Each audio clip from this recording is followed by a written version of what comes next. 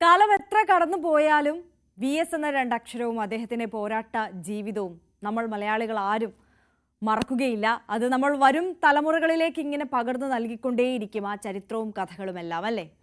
അപ്പോൾ VSനെ കുറിച്ച് നമുക്കറിയാം, ഓരോ ദേശത്തെ ജനവിഭാഗങ്ങൾക്കും പറയാനുള്ളത് വ്യത്യസ്തങ്ങളായ കഥകളും അനുഭവങ്ങളുമാണ്. അദ്ദേഹത്തെ നേരിൽ കണ്ടിട്ടുള്ള ഓരോ വ്യക്തിക്കും അത്തരത്തിൽ വ്യത്യസ്തമായ ഓരോ അനുഭവങ്ങളും കഥകളുമായിരിക്കും പറയാനുള്ളത്. അവരുടെ ജീവിതത്തിൽ എങ്ങനെയാണ് അദ്ദേഹം സ്വാധീനം ചെലുത്തിയിട്ടുള്ളത് എന്നതിനെക്കുറിച്ച് പറയാനുണ്ടാകും. അത്തരത്തിലൊന്നാണ് ഇടുക്കിയിലെ ട്രൈബൽ മേഖലയായ പൂമാലയിലെ നിവാസികൾക്ക് പറയാനുള്ളത്. ഒരു പ്രദേശത്തെ ആദിവാസികളെ ഒന്നാകെ വൃക്ക തട്ടിപ്പിന് ഇരയാക്കാനുള്ള ഗൂഢ നീക്കത്തെയാണ് VSന്റെ സമയോചിതമായ ഇടപെടലിലൂടെ ഇല്ലാതാക്കിയത്. കോഴിക്കോട് കേന്ദ്രീകരിച്ചുള്ള സംഘമാണ് വൃക്ക ദാനം ചെയ്യുന്നവർക്ക് 5 മുതൽ 10 ലക്ഷം രൂപ വരെ വാഗ്ദാനം ചെയ്ത് ഇടുക്കിയിൽ തട്ടിപ്പ് നടത്തിയത്. വൃക്ക നൽകി വൻതുക ലഭിച്ച പ്രദേശവാസികളിൽ ചിലരെ ഇവർ ഇടനിലക്കാരുമാക്കി. ആദിവാസി വിഭാഗത്തിൽപ്പെട്ട നിരവധി ആളുകൾ ഈ ചതിക്കുഴിയിൽ വീഴുകയും ചെയ്തു. എന്നാൽ വാഗ്ദാനം വിശ്വസിച്ച് വൃക്ക നൽകിയ പലർക്കും പണം ലഭിച്ചില്ല. മിക്കവർക്കും യാത്രാ ചെലവിനുള്ള പണം മാത്രമാണ് ലഭിച്ചത്. ഇവരിൽ ചിലർ ചെറിയ തോതിൽ പരാതിയൊക്കെ ഉയർത്തിയെങ്കിലും സംഭവം ഒതുങ്ങിപ്പോകുമെന്ന് തട്ടിപ്പ് സംഘം ഉറപ്പിച്ചു.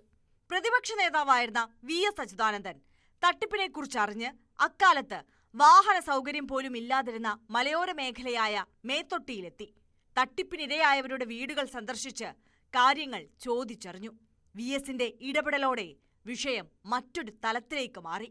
VS പ്രതിപക്ഷ നേതാവായിരിക്കുന്ന സമയത്ത് പരാതി VSന് കിട്ടുകയും ആ കേസുമായിട്ട് ബന്ധപ്പെട്ട് മേത്തോട്ടിയിൽ ഈ വൃക്ക വിറ്റ ആൾക്കാരുടെ അടുത്ത്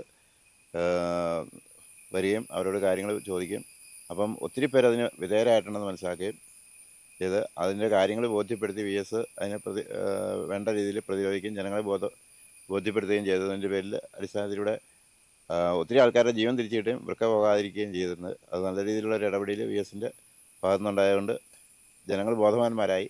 വൃക്ക നൽകിയവരിൽ ചിലർ പിന്നീട് വിവിധ തരത്തിലുള്ള ശാരീരിക ബുദ്ധിമുട്ട് നേരിടുകയും അകാലത്തിൽ മരണമടയുകയും ചെയ്തു.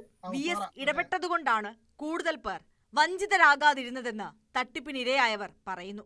ദുർഘടമായ പാതയിലൂടെ പാവങ്ങൾക്കായി മല കയറിയ VSനെ ഇന്നും സ്നേഹത്തോടെ ഓർക്കുകയാണ് മേത്തൊട്ടിയിലെ ജനങ്ങൾ. News 18 ഇടുക്കി.